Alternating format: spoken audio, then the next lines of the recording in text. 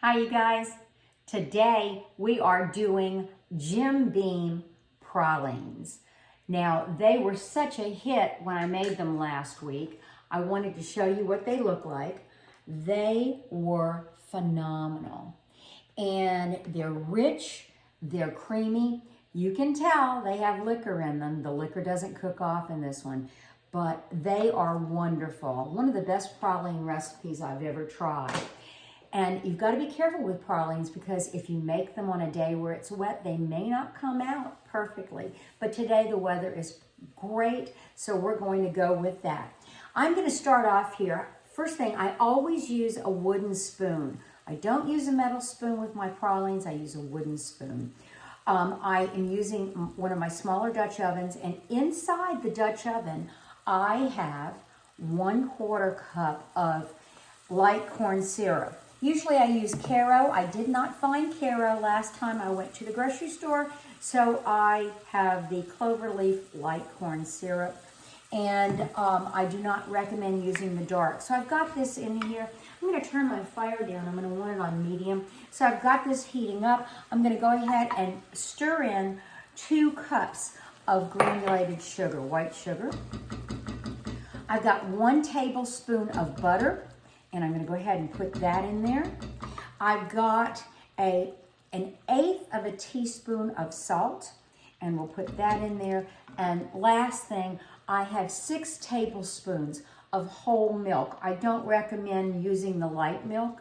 You can use evaporated milk if you'd like, but I do not recommend using a skim milk or anything else. I'm going to give this a stir to get it mixed up, and then I'm going to leave it alone.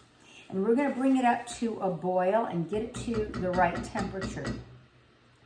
I want my temperature to be at 235 degrees. So I'm going to use a candy thermometer.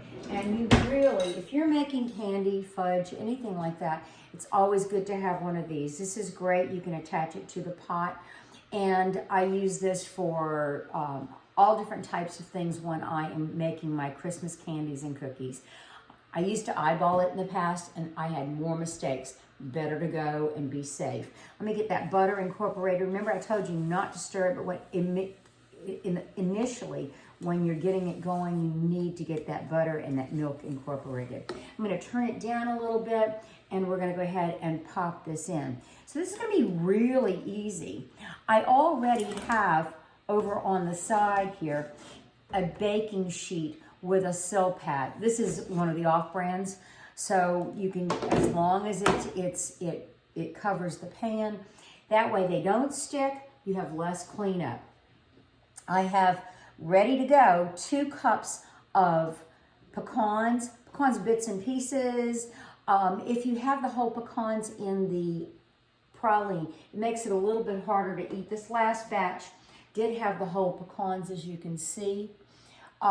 They are so nice.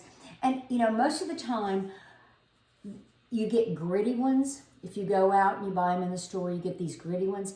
These are so creamy. Now, there is a discussion. Is it pralines or is it pralines? I'm from South Louisiana. We call them pralines, P-R-A-W-L-I-N-S, pralines.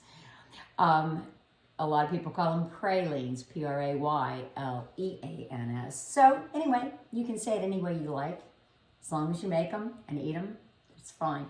Let's see what temperature we've got going. We are up to 210, and that butter is still not, yeah, there it goes. I want to make sure it's incorporated. So once we get it up to that 235 degree temperature, 235 degree Fahrenheit, we're going to move it off of the fire, and then we'll add the pecans in first and then add the Jim Beam. Jim Beam does the same thing as the vanilla does. All of a sudden you'll see whoosh.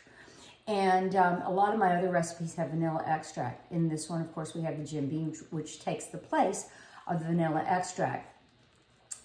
It is a process after that. You really have to work on these. This is not one of those recipes where I say, oh, this is fast and easy. It is not fast and easy, but it is easier than some of the other recipes that I've used. So when we move this off the fire, we are going to immediately put the pecans in and then put the Jim beam, and then I will start stirring. It will take approximately 20 minutes for it to get to the right consistency.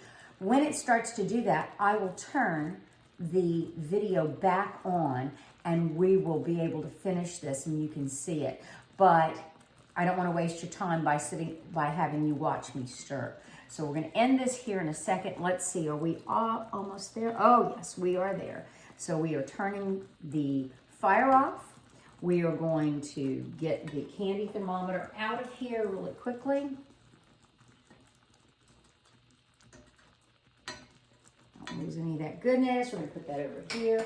It was very hot. We're going to move it off of the fire, and then we add the good stuff.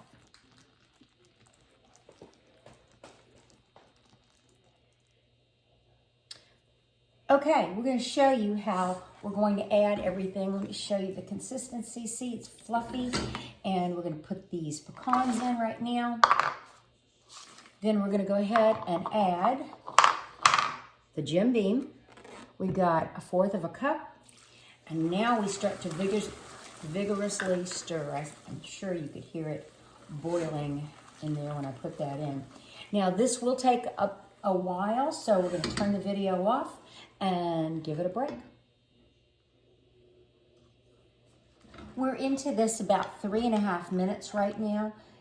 It's not thick, but it's syrupy. So we're continuing to stir, getting all of this incorporated and getting air into the mixture.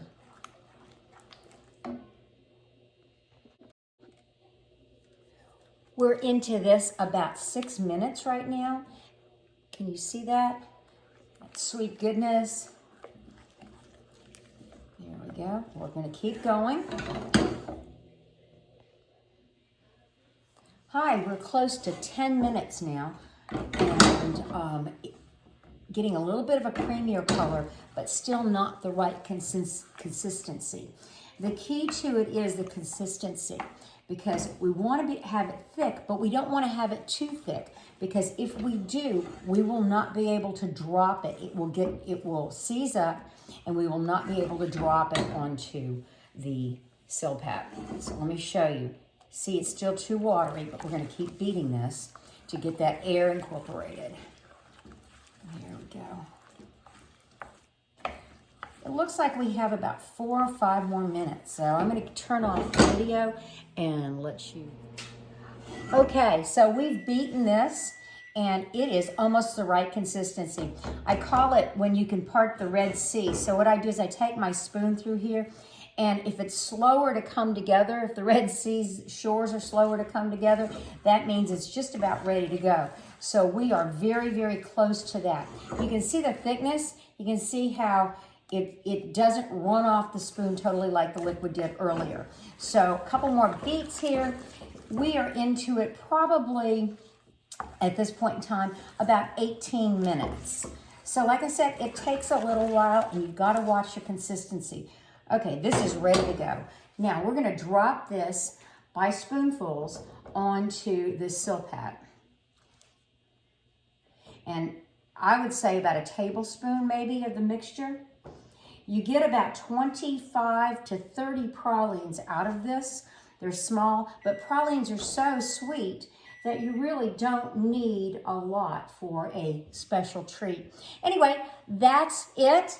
And I hope you make pralines, and I'm going to turn this off because I've got to get to putting these pralines on before it gets too hard. So have a great day. Bye.